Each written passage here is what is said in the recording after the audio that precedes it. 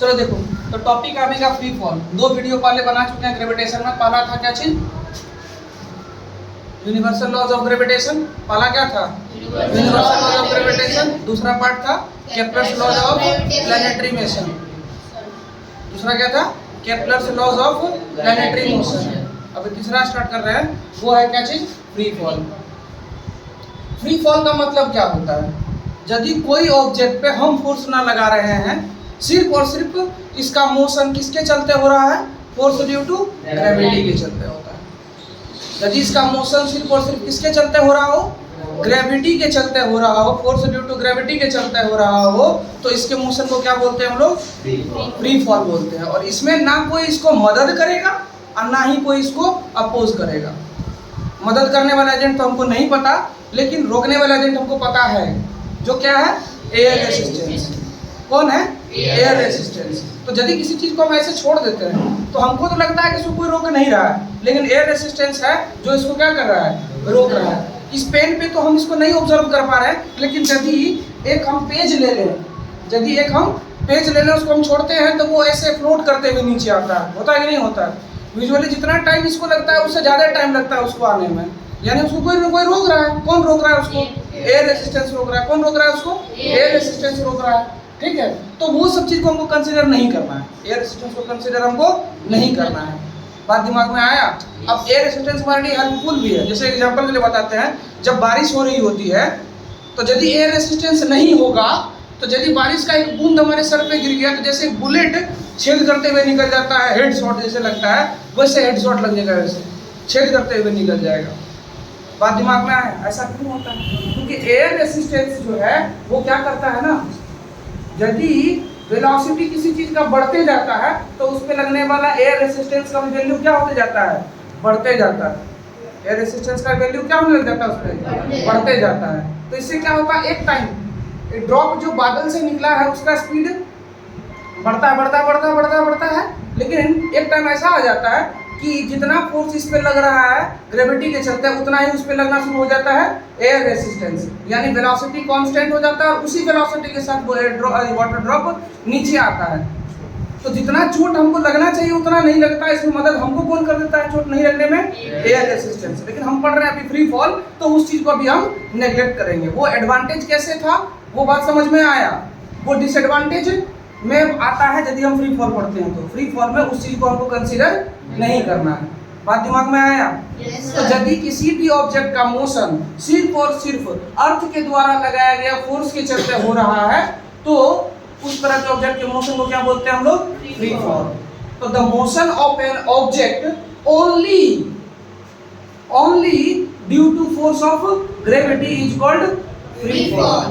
Here क्या क्या चीज को हम नेग्लेक्ट करते हैं? कोई भी तरह का चीज जो उसको सपोर्ट कर रहा हो या उसको रेसिस्ट कर रहा हो, उस चीज को क्या करते हैं? हम नेग्लेक्ट करते हैं। तो उस तरह के ऑब्जेक्ट के मोशन को क्या बोलते हैं हम लोग?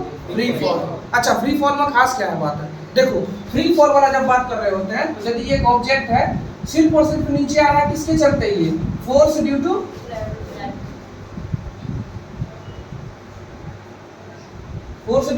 ग्रेविटी के चलते। यानी कि इस ऑब्जेक्ट इसका कुछ ना कुछ मास है, इस पे एक फोर्स लग रहा है। अरे बोलो।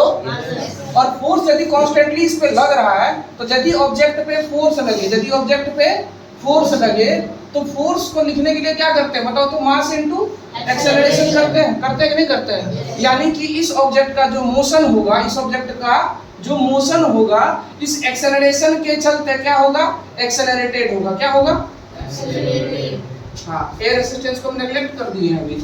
तो यदि इस ऑब्जेक्ट पे एक फोर्स लग रहा है जो है फोर्स ड्यू टू ग्रेविटी, और फोर्स को लिखने का एक तरीका और भी है हमारे पास जो क्या होता है? Mass into acceleration. यानी कि इस ऑब्जेक्ट का मास m है और इस पे लगने वाला फोर्स ma है, यानी इसका एक एक्सेलरेशन है, यानी इसका मोशन जो है वो कैसा है?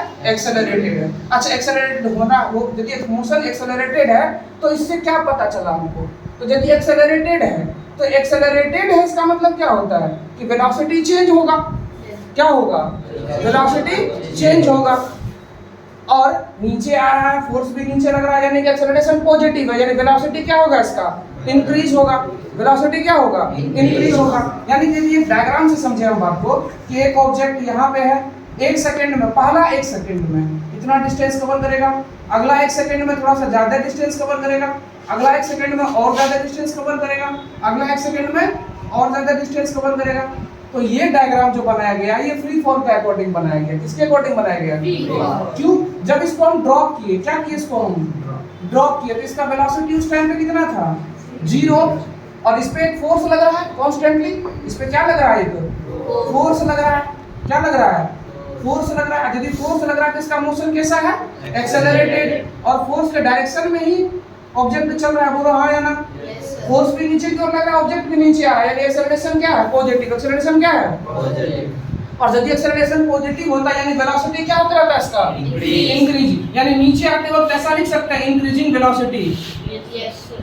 बोलो इंक्रीजिंग वेलोसिटी। यानी कि जितना वेलोसिटी यहाँ पे था उससे ज्यादा यहाँ पे हो गया होगा 1 सेकंड के बाद। अरे बोलो अगले 1 सेकंड में और हो गया होगा वेलोसिटी इसका ज्यादा, अगले 1 सेकंड में और हो गया होगा ज्यादा वेलोसिटी, अगले 1 सेकंड में और। अच्छा ये जो है गैप ज्यादा करके क्यों बना है? देखो इसके बारे में यदि बात करेंगे तो इस टाइम पे इसका वेलोसिटी सबसे कम था कि नहीं था? इस दौरान भी बढ़ ही रहा था। एक इंटरवल 1-1 सेकंड का हम चुन लिए। कितने सेकंड का? 1 सेकंड का, फिर अगला 1 सेकंड का, फिर अगला 1 सेकंड का, फिर अगला 1 सेकंड का। लेकिन ये वाला जो गैप देख रहे हैं हम ये बड़ा बड़ा होते जा रहा है। क्यों होते जा रहा है बड़ा? क्योंकि जैसे जैसे ये नीचे आ रहा है इसका वेलोसिटी क्या होते जा रहा है? इंक्रीज होते जा रहा है। वेलोसिटी क्या होते जा रहा है? अब यदि वेलोसिटी ज्यादा हो गया, टाइम सबके लिए सेम है, तो जहां वेलोसिटी ज्यादा होगा डिस्टेंस कवर वहां पे क्या होगा? ज्यादा। ये तो सिंपल मोशन में भी होता है ना, यदि एक्सेलरेशन नहीं है तो भी होता है कि नहीं होता है?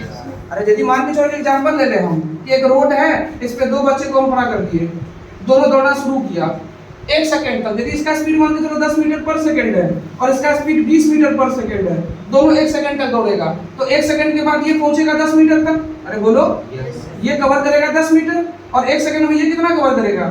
20 मीटर।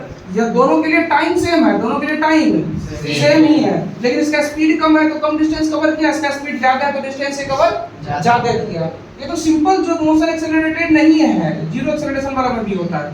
तो यहाँ यदि एक्सेलरेशन वाला केस लिए तो और ज्यादा होगा। बात दिमाग में आया?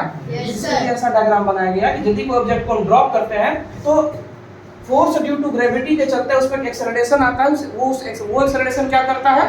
वेलोसिटी को उसका इंक्रीज करते रहता है। और इसीलिए यदि एक इंटरवल 1-1 सेकंड का हम चुन लिए, क्योंकि नीचे आप लोग वेलोसिटी इसका क्या होता जा रहा है? इंक्रीज हो रहा है, इसीलिए पहला 1 सेकंड में जो इंटरवल है डिस्टेंस का वो कम है, अगला इंटरवल में वेलोसिटी उसका ज्यादा हो गया था तो डिस्टेंस कवर भी ज्यादा हो गया, अगला इंटरवल में और ज्यादा हो गया इसका वेलोसिटी तो और ज्यादा इंटरवल हो गया डिस्टेंस का, और अगला में और ज्यादा हो गया वेलोसिटी उसका बढ़ गया, तो जो इंटरवल है डिस्टेंस का वो भी क्या हो गया?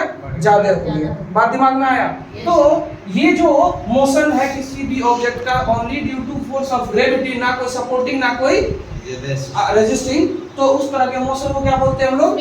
Free fall. तो फ्री फॉल क्या समझ में आया? फ्री फॉल एक मोशन है जो किसके चलते होता है? सिर्फ और सिर्फ फोर्स ड्यू टू ग्रेविटी के चलते होता है।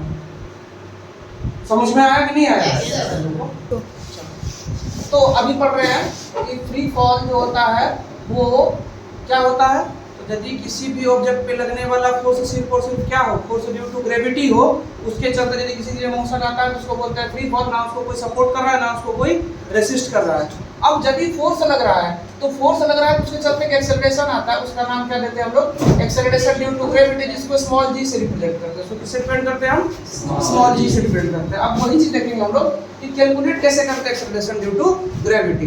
तो देखो मान के चलो ये एक अर्थ है, अर्थ का ये वाला पार्ट जो है इसका सेंटर हो गया, सेंटर से लेकर सरफेस का जो दूरी है हो गया वो रेडियस हो गया, और अर्थ का मास मान के चलो कैपिटल M है, और ये अर्थ किसी ऑब्जेक्ट को अपनी ओर खींच रहा है। किसके चलते? तो फोर्स ड्यू टू ग्रेविटी के चलते। अच्छा फोर्स कैसे निकालते हैं ग्रेविटी का?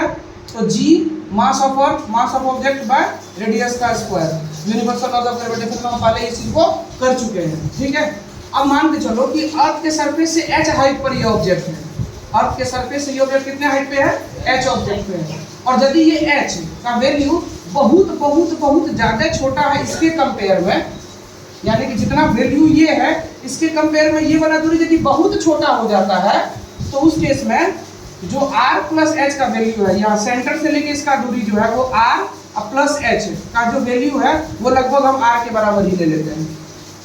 बात दिमाग में आया? मतलब क्या हुआ, यदि मान के चलो यहाँ पे लिखा हुआ है 1 लाख, इसमें यदि हमको ऐड करना है 0.001 तो वैल्यू हम लगभग 1 लाख की लिख देते हैं। बात दिमाग में आया? तो वही बात है यहाँ के लिए, यदि ये वाला दूरी इसके कंपेयर में बहुत ज्यादा छोटा है तो इसका सम को इसी के बराबर ले देते हैं, जैसे यहाँ की है। ठीक है, चलो तो हमको ये पता चल गया कि ऑब्जेक्ट पे लगने वाला फोर्स जो है, force on object is the force due to gravity. अरे बोलो, yes sir, is the force due to gravity. अब फोर्स ड्यू टू ग्रेविटी कैसे निकालते हैं? तो force is equal to G mass of earth mass of object by radius का square. अरे बोलो। अच्छा एक बात और, सेकेंड लॉ से हम लोग पढ़े थे कि फोर्स ऑन एन ऑब्जेक्ट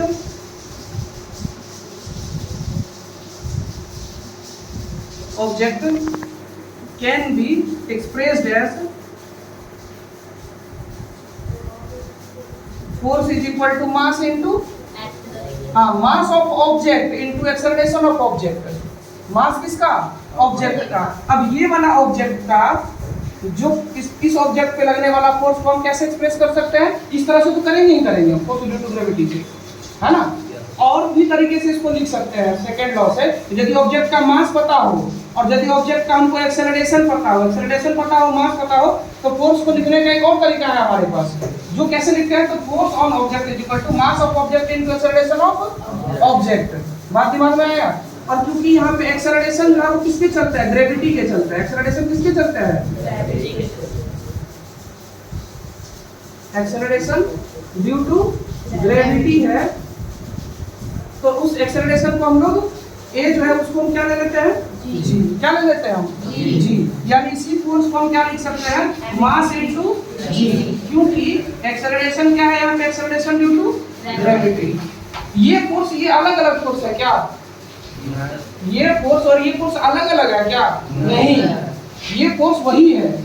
यही वाला फोर्स जो है इसी को दो तरीके से लिखा गया। इसी फोर्स को इस पे लगने वाला फोर्स, देखिए लगा कौन रहा? आपको लगा रहा है। कौन सा फोर्स लगा रहा है? ग्रेविटेशनल फोर्स लगा रहा है। फोर्स ड्यू टू ग्रेविटी है, ये ग्रेविटेशनल फोर्स लगा रहा है। तो ग्रेविटेशनल फोर्स यदि लिखेंगे फोर्स का वैल्यू तो Gm/r का स्क्वायर होता है। और किसी भी ऑब्जेक्ट पे लगने वाला फोर्स को हम कैसे एक्सप्रेस कर सकते हैं? तो मास इनटू एक्सेलरेशन से कर सकते हैं। यानी ये वाला फोर्स और कुछ नहीं, यही वाला फोर्स है कि नहीं है? अरे बोलो। यानी कि यदि इन दोनों को हम इक्वेट करेंगे तो हमको क्या मिलेगा? Mass of object into acceleration of object is equal to mass of object into acceleration of object is equal to G mass of earth into mass of object by radius का square. बोलो, ये दोनों जगह cancel हो गया तो जो जी का वैल्यू आया वो क्या आया? G into mass of earth by radius का स्क्वायर। और ये जी क्या है? Acceleration due to gravity. G क्या है? Acceleration due to gravity. G क्या है? हाँ। और किसका एक्सेलरेशन है? ये ऑब्जेक्ट का एक्सेलरेशन है। जी क्या है? ऑब्जेक्ट का एक्सेलरेशन है। जी क्या है? अच्छा, ये एक्सेलरेशन किसका है? और निकालते कैसे हैं? तो universal gravitational constant into mass of earth by radius का स्क्वायर। अरे बोलो। Yes sir. इसमें कहीं ये एक्सेलरेशन किसका है?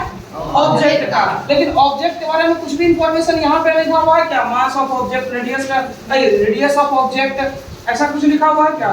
नहीं। तो जो भी ऑब्जेक्ट फ्री फॉल में मूव कर रहा होगा या उसका मोशन यदि फ्री फॉल का है तो चाहे कितना भी बड़ा से बड़ा हाथी ले लें और कितना छोटा छोटा हम चींटी ले लें, यदि हम ड्रॉप करेंगे सेम हाइट से तो दोनों का एक्सेलरेशन क्या होगा? सेम। क्योंकि जो ऑब्जेक्ट नीचे गिर रहा है उस पर तो एक्सेलरेशन उसका डिपेंड ही नहीं करता है। किस पे डिपेंड कर रहा है? जो उसको नीचे खींच रहा है उसके मास पे डिपेंड कर रहा है। जो उसको खींच रहा है उसका रेडियस पे डिपेंड कर रहा है। बोलो हाँ या ना? तो जो ऑब्जेक्ट नीचे आ रहा है उसका ना मास है यहाँ पे, उसका ना रेडियस है। अरे बोलो। बात दिमाग में आया कि नहीं आया? तो जो एक्सेलरेशन ड्यू टू ग्रेविटी है किसी भी ऑब्जेक्ट का वैसा एक्सेलरेशन है जो उसके मास पे डिपेंड नहीं करता है। तो चाहे कितना भी बड़ा हम हाथी ले लें या कितना छोटा सा इतू सा चींटी ले लें, दोनों को यदि सेम हाइट से ड्रॉप करेंगे हम तो दोनों का एक्सेलरेशन क्या होगा? सेम। यानी यदि सेम हाइट से ड्रॉप किया तो एक हाथी उतना ही टाइम में नीचे आएगा जितना टाइम में एक चींटी नीचे आएगा।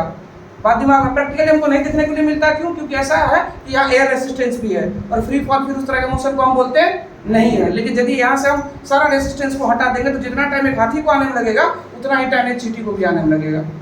बात दिमाग में आया? एक सेकंड के बाद दोनों को ड्रॉप किए, एक सेकंड के बाद जितना वेलोसिटी हाथी का होगा एक सेकंड में उतना ही ड्रॉप चींटी का भी होगा। बात दिमाग में आया कि नहीं आया? चलो ठीक है, चलो देखो अभी देख रहे हैं कि ये जो एक्सेलरेशन ड्यू टू ग्रेविटी जी का वैल्यू जो है वो ये आया। अब हम देख रहे हैं कि जी का वैल्यू किन किन चीजों पर डिपेंड करता है। तो पता चला कि मास पे डिपेंड करता है, किसके मास पे? तो अर्थ के मास पे। उसके बाद रेडियस ऑफ अर्थ पे। एक्चुअली ये सेपरेशन है, रेडियस नहीं है, क्या है ये? सेपरेशन। यहाँ जो किए हम लोग r + h = r कर दिया डायरेक्ट, वो तब किए हैं जब ये वाला हाइट क्या हो, बहुत छोटा हो इसके कंपेयर में, तभी ऐसा किए। लेकिन यदि मान के चलो ये वाला हाइट को हम नेगलेक्ट कर दिए, ये वाला नेगलेक्ट करने लायक नहीं है, ये वाला हाइट नेगलेक्ट करने लायक नहीं है, और ये वाला भी दूरी इनफाइनाइट है। एट इनफाइनाइट पे P1 पॉइंट चुने हम, एक पॉइंट को चुने जो कहाँ पे है? इनफाइनाइट पे है। कहाँ पे है? इनफाइनाइट पे एक पॉइंट चुने। दूसरा पॉइंट एक कंसीडरेबल डिस्टेंस पे जिसको नेगलेक्ट नहीं कर सकते हैं, वो वाला पॉइंट चुने। एक वो वाला पॉइंट चुने जो कि हम कंसीडर नहीं कर सकते हैं, उसको यदि हाइड कर दें हटा दें तो भी चलेगा। एक वो पॉइंट चुने जो सरफेस पे ही है, एक वो किए जो सरफेस के अंदर में, एक वो किए जो सेंटर पे है। तो यहाँ पे P1 वैसा पॉइंट है और P2 वैसा पॉइंट है जहाँ पे G का वैल्यू 0 होता है। मतलब सेंटर ऑफ द अर्थ पे G का वैल्यू 0 होता है और इनफाइनाइट डिस्टेंस पे क्यों होता है ऐसा वो समझते हैं। तो यदि हम सेंटर का बात करें तो रेडियस कितना हो जाता है? रेडियस कितना हो जाएगा? 0। रेडियस कितना हो जाएगा? 0। तब यदि 0 कर देंगे हम तो ये तो 0 यदि कर दिए तो G इनफाइनाइट होना चाहिए सेंटर पे। अरे बोलो यस सर। होना चाहिए कि नहीं होना चाहिए? Yes, लेकिन sir. ऐसा नहीं होता है। सिर्फ हम रेडियस पे मास पे भी देखेंगे ना हम, तो यदि सेंटर की बात करें तो सेंटर को 2 इक्वल पार्ट में डिवाइड कर दो। अर्थ को क्या कर दो तुम? 2 इक्वल पार्ट में डिवाइड कर दो। तो इस पॉइंट का यदि हम बात करें तो इस पॉइंट पर जितना फोर्स ऊपर की ओर लगेगा एक डायरेक्शन में, उतना ही फोर्स नीचे की ओर लगेगा। यदि इधर F1 ऊपर की ओर लग रहा है, F2 नीचे की ओर लग रहा है, जितना फोर्स इस डायरेक्शन में ऊपर लगेगा उतना ही फोर्स इधर लगेगा, जितना फोर्स इस डायरेक्शन में लगेगा उतना ही फोर्स इधर लगेगा। ऐसे ही हर तरफ से ऐसा ही होगा।